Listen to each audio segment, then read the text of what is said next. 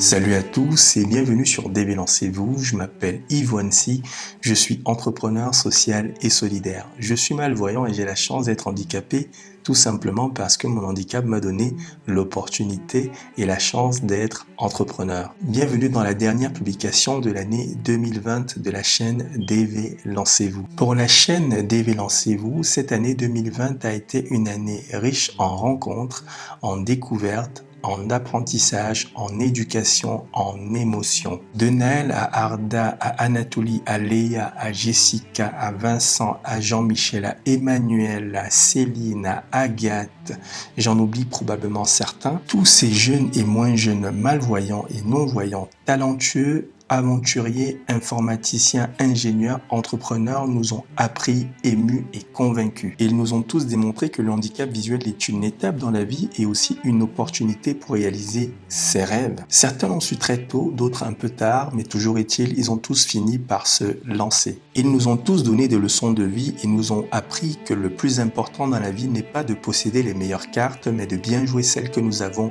entre les mains. Merci à vous, chers amis, visiteurs et spectateurs, d'avoir été attentifs et présents lors des émissions Partage positif, transmission ou encore débat d'idées. Et grâce à vous, les vidéos ont atteint presque les 200 000 vues. Et ça, franchement, je m'y attendais pas du tout. Pour clôturer l'année, je vous propose de revoir un petit best-of des moments forts des émissions Partage positif et Transmission. Je vous rappelle aussi que ces émissions, vous pouvez les revoir en intégralité, soit sur la page Facebook ou sur la chaîne YouTube. D'ailleurs, je mettrai les liens dans la publication. Je vous donne rendez-vous l'année prochaine avec de nouvelles émissions, de nouvelles rubriques, de nouvelles personnes qui vont intégrer l'équipe. Glissez bien dans la nouvelle année. Bon visionnage pour ce petit best-of. Je serai d'ailleurs très intéressé de lire à nouveau vos commentaires. Et je terminerai en disant ceci. Malvoyants, non-voyants et voyants, ensemble, continuons à faire la différence. À aucun moment j'ai senti que j'ai perdu la vue, je peux rien faire. Moi, comme métier, c'est décidé, je ferai informaticien. Alors des personnes assez âgées, enfin qui ont 60 ans, qui ont du mal avec la technologie. Oui. Moi, je débarque, je leur dis, je fais du codage. Ils me disent, mais comment tu fais? Ça fait 6 ans, on se connaît. J'étais tout jeune, aujourd'hui tu as 13 ans, tu es toujours jeune, mais... Un peu moins. Un peu moins, voilà. Alors, quel est le Naël il y a 6 ans et le Naël d'aujourd'hui? Qu'est-ce qui a changé? Il est toujours aussi formidable. Hein. Ah ouais? Ouais. Après, c'est vrai que quand on s'est rencontrés, quand j'avais 6 ans, Oui. j'étais là, tu me parlais de téléphone vocal, moi je te disais comment ça un téléphone qui parle. Et maintenant, c'est avec d'autres gens que je leur dis un téléphone qui me parle et ils me disent oui, comment ça un téléphone te parle. C'est pas possible. Et j'ai perdu la vue à l'âge de 6 ans. Jusqu'à 6 ans, je voyais très bien. Ils voulaient me faire une opération pour enlever la tumeur. Et en fait, c'est vrai que moi, je n'avais pas été frappée par le fait que tu vois que je vois pas, non. Pour moi, c'était normal et j'ai jamais été surpris, non. Moi, je suis très contente de vivre avec ce handicap. Si on me proposait quelque chose pour guérir, on va dire, cette maladie, je suis même pas sûre que je le voudrais. Le handicap, ça m'a changé et ça nous permet de faire des choses incroyables. En fait, c'est pas le handicap qui va nous freiner, c'est les autres. Je sais que c'est compliqué au début, c'est très dur de l'assumer, mais le mieux pour ça, c'est vraiment rencontrer du monde, s'inscrire, comme je l'ai dit avant, dans une association, faire du sport, parce que là, on rencontre du monde, pas forcément en handisport, même avec une personne qui voit, parce que là aussi, ça va beaucoup nous apporter. Et ne rien lâcher. Et si on a un but, un rêve, faut se donner à fond, faut foncer, quoi. Faut pas voir le handicap comme un frein. Je suis médecin, je travaille à l'hôpital et je suis toujours en activité. Je voyais bien jusqu'à il y a à peu près 5 ans où je n'avais besoin d'aucune adaptation. J'étais déjà étudiante en médecine, je devais avoir 18 ans quand j'ai appris que j'étais atteinte. J'avais une maman aussi qui était atteinte, chez qui on a mis le nom de rétinite pigmentaire très tard. Et puis à l'époque c'était moins flagrant, ça c'est beaucoup plus récent. Parce que je ne pouvais pas imaginer qu'on pouvait vivre sans voir ou en voyant très peu. Je ne pouvais pas imaginer perdre mon autonomie. Et perdre en fait, là, c'était quand même ton ego de médecin, quand même, quelque part. Peut-être aussi. Je pense que quand on a le diagnostic, faut pas tout de suite se dire je vais adapter mon métier en fonction de lorsque je n'aurai plus la vue. Déjà, on ne peut pas savoir. Oui. On ne sait pas comment ça va évoluer, on ne sait pas quand on va perdre la vue, on ne sait pas si on va la perdre ou si on va juste avoir une restriction. Oui. Moi-même, je ne sais pas comment je verrai dans 5 ans. J'espère voir encore suffisamment pour pouvoir encore travailler dans le travail que je fais. Donc je pense qu'il faut s'éclater, il faut foncer, il faut faire tout ce qu'on peut en fonction de notre potentiel qu'on a à au moment. Ceux des gens qui ont envie de faire de la médecine, ils font de la médecine. J'ai fait du snowboard de très longtemps, j'ai foncé dans des gens, alors de temps en temps je ne dis pas, il y a eu quelques fois où c'était peut-être le manque de champ visuel, mais de temps en temps c'était le manque de maîtrise. Puis bon, quand mon champ, j'ai commencé aussi à ralentir, j'ai fait plein de choses, il faut surtout pas se bloquer, et il faut pas écouter les gens qui disent, les gens soi-disant bienveillants, qui disent non, non, ne fais pas ça parce que tu pourras plus le faire après. Stop, il faut pas les écouter. Non, on vit. Je suis contre. Et moi, je regrette pas d'avoir fait tout ce que j'ai fait jusqu'à ce que j'ai pu. Le déni, je pense que malheureusement, pas le prendre comme une tare, c'est comme ça, on ne peut rien y faire, c'est une étape. On étape. doit passer par là, c'est important. Je pense que malheureusement, même si on nous prévient, il y aura un passage très difficile. Oui. Il y a un moment où il y a une perte d'autonomie, puis après, on la réapprend. On la réapprend comme un enfant, comme un petit qui réapprend à marcher. Ben nous, on réapprend à se déplacer. Donc la sagesse est différente de l'intelligence. Exactement. La pédagogie, c'est le partage. Il y a 4 éducations. Et l'éducation familiale, on dit, l'éducation familiale, ne pas trop embrasser. Qui trop embrasse étouffe l'enfant. Quand tu étouffes l'enfant, il ne s'exprime plus. Quand tu dresses un enfant, il est figé.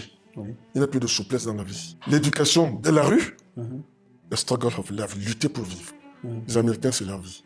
Scolaire, juste l'éducation scolaire, c'est l'instruction, c'est la connaissance. L'éducation de la rue et l'éducation sportive. La première chose qu'il faut écrire sur le fronton, c'est croire en soi. Ça, c'est très important. Quand tu ne crois pas en toi, et tu ne sais même pas. Ne jamais être défaitiste. Croire en ce qu'on fait et oser. Comme je l'ai dit, ne pas regretter. Oser. Dans nos systèmes, on détruit les non-voyants. Il y en a qui en ont énormément des capacités, mais on les a détruits tout petits. Donc, je me suis toujours battu et du coup, j'ai pris la solution de faire un crédit de 5 000 € et de lancer moi-même mon entreprise sans compter sur les uns et les autres parce qu'en fin de compte, si on veut se lancer réellement, il faut compter que sur soi-même. Il n'y a qu'en donnant une image positive du déficient visuel qu'on arrive à faire changer les mentalités et changer les choses. Et un tout petit pas, ça peut faire un grand pas. Le handicap, en général, ça devrait même être une matière rajoutée à l'école. Très bien. Ça ferait faire plus de devoirs. Je parie que tous les enfants qui nous regardent, ils vont dire non, non, non. Mais je trouve que ça devrait quand même être ajouté pour juste sensibiliser les gens. Même si ils comprendront jamais ce que nous on vit, juste qu'ils comprennent, les enfants surtout, qu'ils comprennent plus. Quel est le métier que tu aimerais faire? Juge. Juge. Oui. Pourquoi juge? Parce que la justice est aveugle. Et c'est vrai, voilà. Parce qu'il y a certains handicaps qui sont pris beaucoup plus au sérieux que nous. Déficients visuels, je trouve qu'on est un peu mis à l'écart. Imagine-toi si mes clients apprenaient que leur pharmacien n'y voyait pas. Donc j'avais un peu peur. Et ce qui fait que j'ai caché très longtemps mon handicap. On récoltait en moyenne entre 2 millions et 2,5 millions de francs, et on était 2-3, c'est tout. Et une de tes très très bonnes idées, et là j'ai applaudi, je ne sais pas si tu t'en rappelles, ça a même été tellement persuasif que moi, lieu Crouton, j'ai défilé avec de beaux top modèles et des mannequins. C'est d'organiser un défilé de mode. Et tu as même fait venir des jeunes malvoyantes qui étaient, elles, jeunes et mignonnes. Quand j'ai compris que la technologie, ça représentait vraiment un véritable tremplin pour tout ce qui concerne la communication, je me suis dit, mais ça, c'est vraiment génial. Il faut que toutes les personnes déficientes visuelles connaissent les technologies et bénéficient de leurs bienfaits. Et donc là, j'ai commencé à penser à proposer des formations à l'utilisation de toutes ces technologies. Voilà, je me dis toujours, si je peux le rêver, je peux le réaliser. Le mot qui revient tout le temps, et quand on entend le mot maladie orpheline, ça veut dire maladie pour laquelle on ne fait rien. Alors, c'est souvent une erreur parce qu'il y a beaucoup de recherches en génétique actuellement et beaucoup de travail sur la thérapie génique. Je pense qu'on devrait moins parler de maladie orpheline. C'est ce qui revient et c'est quand même comme ça que les gens le perçoivent. J'ai une maladie rare, je vais avoir un handicap, je vais être un peu marginalisé de par mon handicap. Quand tu es spécialisé dans les maladies de la rétine, que tu as de l'expérience, que tu vois un peu comment les choses se présentent, il ne te faut pas longtemps pour comprendre que ce à quoi tu vas avoir affaire. D'accord, ok. Mais malgré tout, on reste très prudent dans l'annonce, le verdict tombe, et c'est toujours très très difficile. Alors soit c'est une maladie génétique qui est connue dans la famille, on est déjà un peu préparé, soit c'est un premier cas. Les enfants ont des yeux très transparents, ils ont des cristallins parfaitement clairs, ils sont extrêmement poreux à la radiation, et donc il faut impérativement leur mettre des lunettes de soleil. Je ne compte plus le nombre de fois où je me fais de la rando en montagne, les parents ont des lunettes de soleil, les enfants n'en ont pas. Honnêtement, j'avais vraiment plus d'estime en moi sur un moment. Tu te dis, ok, maintenant je sers à quoi? Parce que tu es handicapé. Oui, voilà. Ma vie avant le sport, c'était pas ma vie après le sport. Ce que j'ai appris dans le sport, je l'applique dans ma vie quotidienne. Ça m'a aidé à surmonter cette manque de confiance que j'avais eu à cause de l'handicap. Si ça marche pas la première fois, si tu lâches, ça c'est une première défaite et c'est toi le seul responsable. Alors que si des fois ça marche pas à cause de ce qui est autour de toi, c'est pas considéré comme une défaite, c'est juste des complications qui peuvent arriver dans la vie. C'est plus grand que nous, c'est des choses qu'on ne peut pas contrôler. Si c'est des empêchements qui sont autour de nous, etc., il faut continuer à taper dedans. Si tu as un objectif et que tu veux vraiment atteindre, rien que la période et l'investissement que tu mets pour atteindre cet objectif, c'est déjà du plaisir. J'estime que mes compétences professionnelles n'ont absolument rien à voir avec mon handicap, en fait, et que ça ne m'empêche pas de travailler. Ma vue s'est détériorée du jour au lendemain. J'ai un glaucome congénital, donc c'est-à-dire que j'ai trop de tension oculaire dans les yeux. Avant de devenir entrepreneuse, j'ai été journaliste, j'ai été enseignante, j'ai fait du multimédia, du papier, j'ai travaillé dans différents types de journaux et de médias. J'ai enseigné à différents degrés aussi. À ce moment-là, je voyais à peu près à 40%, parce que justement, je suis quelqu'un plutôt optimiste et qui aime penser solutions plutôt que problèmes. Les déficients visuels sont capables de faire des métiers autres que standardistes, kiné, accordeur de piano. Alors, ce ne sont pas des métiers, attention, c'est pas ce que je suis en train de dire, mais oui, bien sûr. Pendant longtemps, ça a été ça, hein, les clichés, le déficient visuel qui fait kiné, accordeur de piano, standardiste, tout ça, c'est fini, quoi. Faut arrêter avec ça. Quand j'ai dit que je voulais être conseillère d'insertion, il y a des gens je pense, qui ont cru que je venais de la planète Mars. Voilà. Je pense que j'ai réussi à leur démontrer que c'était faisable. Il faut des fois échouer pour mieux réussir. C'est ce que j'ai fait. J'ai échoué sur une partie de musique et au fond je me suis dit, et si je recommençais juste pour le fun? Et au final, j'ai appris de nouveaux logiciels, c'est parti tout seul. Nous, en étant malvoyants, les gens nous bloquent en disant ça tu peux pas faire, ça tu peux pas faire, ça tu peux pas faire. On va aller dans les extrêmes pour l'instant. Je pourrais jamais faire pilote d'avion ou pilote de Rafale. Oui. Ça c'est sûr. Mais c'est ton rêve. Non. C'était un rêve de gamin de 6 ans. Quand j'ai compris que je voyais même pas 90 cm autour de moi, je me suis dit, bon. Tu penses que tu peux devenir un grand réalisateur? Oui, si je vais dans une école de réalisateur, si je fais beaucoup d'études, oui, peut-être. Tu veux réaliser quel genre de film? À part les dessins animés, tu veux réaliser des films d'action?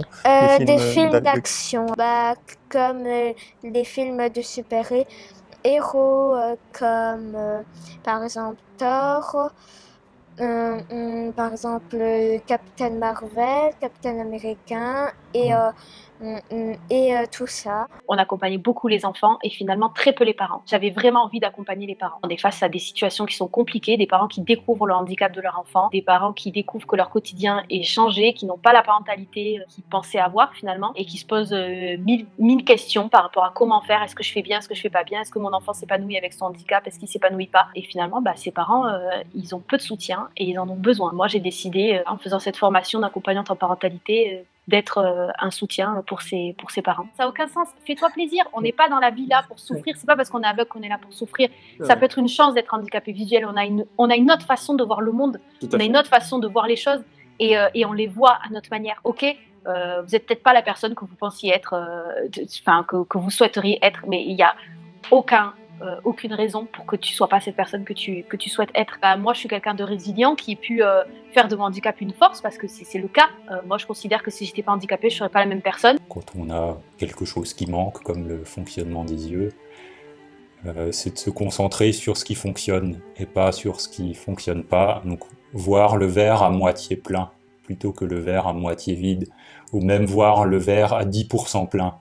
C'est déjà bien. Et puis faire avec ce qu'on a. En tout cas, c'est ma philosophie. Il y a quelqu'un qui résume ça mieux que moi, qui est Jacques Lucéran, qui disait la paix n'est pas dans le monde, la paix est dans le regard de paix que l'on porte sur le monde. Leur existence. Et c'est pareil par rapport à soi-même. On est en paix par rapport à soi-même si on porte sur soi-même un regard de paix. Moi, j'aime bien une phrase de Gandhi qui dit « Sois le changement que tu veux pour le monde ». Et c'est tout à fait ce que j'essaie de faire depuis 3 ans. En tous les cas, c'est d'être qui je suis au travers de mes missions professionnelles. On essaie de me dire que c'était pas normal que j'éprouve pas de colère par rapport à mon handicap, et non, j'ai pas de colère. Si on me disait demain, voilà, on peut t'opérer, faire quelque chose, j'y réfléchirais à 2 fois. Ce dont je suis sûr, on est le résultat de notre passé. On retrouve des signes ou des traces de ce qu'on a été ou de notre culture d'avant dans notre manière de réfléchir, dans notre comportement, dans notre manière de penser. Et en même temps, c'est très formateur parce que tu t'aperçois que quand tu es aveugle, la langue, c'est tout. Je sais pas trop en fait ce qui est le résultat de ce que j'ai pu vivre au Vietnam et mon éducation ici. Moi, j'observe quand même une grande progression. Maintenant, tu vois, tu parles de goalball, tu parles de torball, tu parles de sport comme ça. Oui. Même si les gens n'ont pas forcément vu, ils en ont entendu parler. C'est vrai. Et ça, c'est un truc qu'on peut pas dire d'il y a 20 ans, tu vois. Si tu te poses pas la question de la difficulté, tu fais parce que tu as un besoin. Et du coup, il y a même pas de question c'est facile, c'est difficile, c'est tu le fais. Soyez vous-même dans ce sens-là. C'est-à-dire, tout ce qui vous constitue, c'est un outil que vous devez utiliser pour vivre votre vie. Il faudra utiliser cet outil-là pour avancer, pour réaliser la direction où vous voulez aller. Et du coup, rien n'est impossible.